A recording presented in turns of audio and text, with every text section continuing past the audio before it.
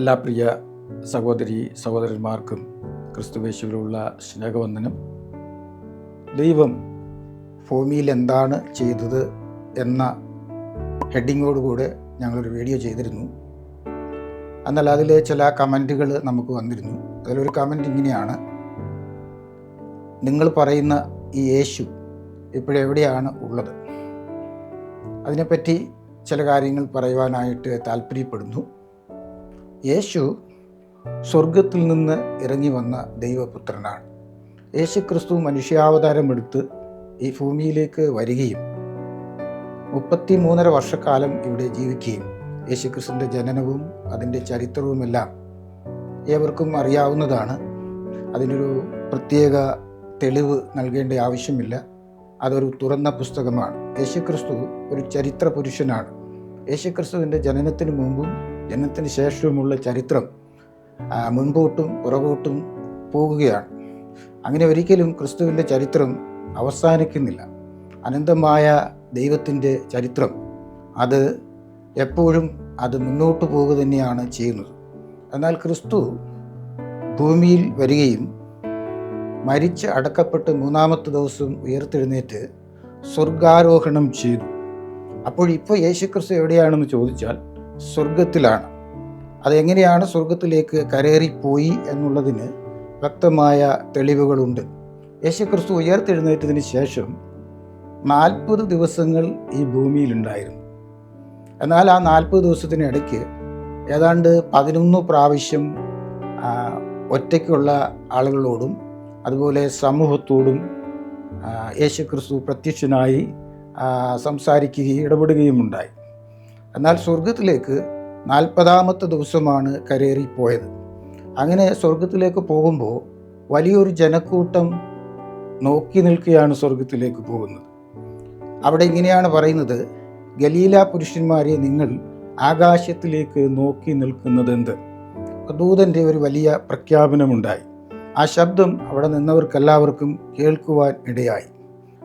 നിങ്ങളെ വിട്ട് പോകുന്നവനായി യേശു രണ്ടാമത് വീണ്ടും നിങ്ങൾക്ക് പ്രത്യക്ഷനാകും എന്ന് പറഞ്ഞു. യേശു ക്രിസ്തു എപ്പോൾ സ്വർഗത്തിൽ വസിക്കുകയാണ്, സ്വർഗത്തിലേക്ക് കരേറിപ്പോയി എന്നുള്ള ആ വലിയ സംഭവം, ആ കാഴ്ച നിരവധി ആളുകൾ കാണുകയും ആ ശബ്ദം കേൾക്കുകയും ചെയ്തിട്ടുണ്ട് എന്നുള്ളതാണ്. എന്നാൽ ആ കാലത്ത് ഇന്നത്തെ പോലെ പത്രമാധ്യമങ്ങളില്ല, അതുപോലെ വീഡിയോ ക്യാമറകൾ അത് ചിത്രീകരിച്ചിട്ടില്ല, അന്ന് അച്ചടി കണ്ടുപിടിച്ചിട്ടില്ല, അതുപോലെ തന്നെ ക്യാമറകൾ ഫോട്ടോഗ്രാഫിയൊന്നും ഇല്ലാത്ത ഒരു സമയമാണ്. നമുക്കറിയാം ഈ ഫോട്ടോഗ്രാഫി അതുപോലെ തന്നെ അച്ചടി ഇതൊക്കെ വന്നത് ഏത് കാലം തൊട്ടാണെന്ന് നമുക്ക് കൃത്യമായിട്ട് മനസ്സിലാക്കാനായിട്ട് സാധിക്കും.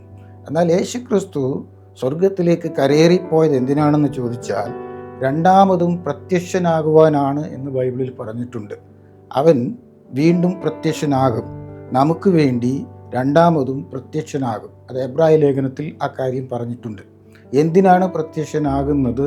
അതിൻ്റെ ഉദ്ദേശം, യേശു ക്രിസ്തു ഇവിടെ വന്ന ഒരു ക്രമീകരണമുണ്ടാക്കി സകല മനുഷ്യരുടെയും പാപത്തിനു വേണ്ടി പാപപരിഹാര ബലിയായി ക്രൂശിൽ മരിക്കുകയും പ്രായശ്ചിത്തം വരുത്തുകയും ചെയ്തതിന് ശേഷമാണ് സ്വർഗത്തിലേക്ക് പോയിരിക്കുന്നത്.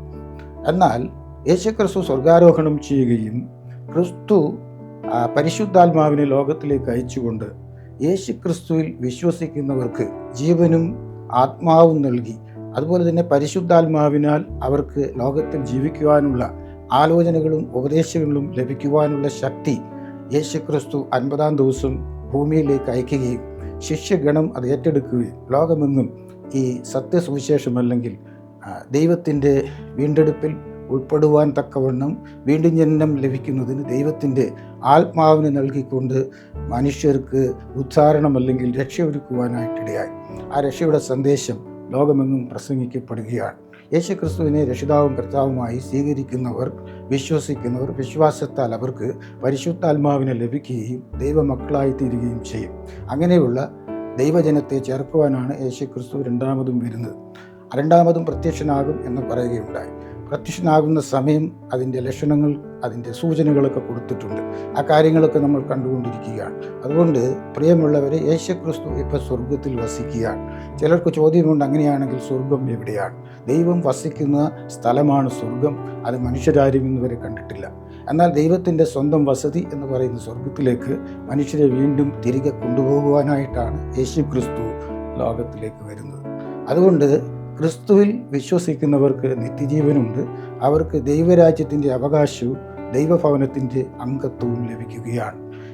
ഇത് വിശ്വാസത്താൽ മനുഷ്യൻ്റെ മേലുള്ള പാപത്തിൻ്റെ ശിക്ഷാവധി, അത് നരകശിക്ഷയാണ്. ആ ശിക്ഷയിൽ നിന്ന് മനുഷ്യന് മോചനവും മാത്രമല്ല, ഈ ഭൂമിയും നാശത്തിന് വേണ്ടി ദൈവം വെച്ചിരിക്കുകയാണ്. അധികകാലം ഈ ഭൂമി നിലനിൽക്കുകയില്ല, ഇത് ചുട്ടഴിക്കപ്പെടും. എന്നാൽ നിലനിൽക്കുന്ന രാജ്യം ദൈവത്തിൻ്റെ രാജ്യമാണ്, അത് ദൈവത്തിൻ്റെ ഭവനം. ശിഷ്യന്മാരോട് പറഞ്ഞു, നിങ്ങളുടെ ഹൃദയം കലങ്ങിപ്പോകരുത്. അതുകൊണ്ട് നിങ്ങൾക്ക് വേണ്ടി ഭവനം ഒരുക്കുവാൻ ഞാൻ സ്വർഗത്തിലേക്ക് പോവുകയാണ്. അങ്ങനെ ഭവനം ഒരുക്കിയാൽ വീണ്ടും വന്ന് നിങ്ങളെ ചേർത്തുകൊള്ളും. അതുകൊണ്ട് സ്വർഗത്തിൽ നിത്യമായൊരു ഭവനവും മനുഷ്യനൊരു വാസവും ഒരുക്കിയിരിക്കുകയാണ്. അതുകൊണ്ട് പ്രിയമുള്ളവരെ, നിങ്ങളുടെ സംശയ ദൂരീകരണത്തിനാണ് ഇത്രയും കാര്യങ്ങൾ പറഞ്ഞത്. എന്നാൽ ഇപ്പോൾ ദൈവം വസിക്കുന്നത് സ്വർഗത്തിൽ തന്നെയാണ്. ആ സ്വർഗത്തിലേക്ക് മനുഷ്യനെയും കൊണ്ടുവരുവാനുള്ള എല്ലാവിധമായ പദ്ധതിയും പൂർത്തീകരിച്ചിരിക്കുന്നു. വിശ്വാസത്താൽ ആർക്കും ദൈവസന്നിധിയിലേക്ക്, ദൈവഭവനത്തിലേക്ക് പ്രവേശിക്കുവാനുള്ള സാവകാശം ഇന്നുണ്ട്. ആ ഭാഗ്യം നിങ്ങൾക്ക് ഓരോരുത്തർക്കും ലഭിക്കട്ടെ എന്ന് പ്രാർത്ഥിച്ചുകൊണ്ട് ഞാൻ എൻ്റെ വാക്കുകളെ ഇവിടെ അവസാനിപ്പിക്കുകയാണ്.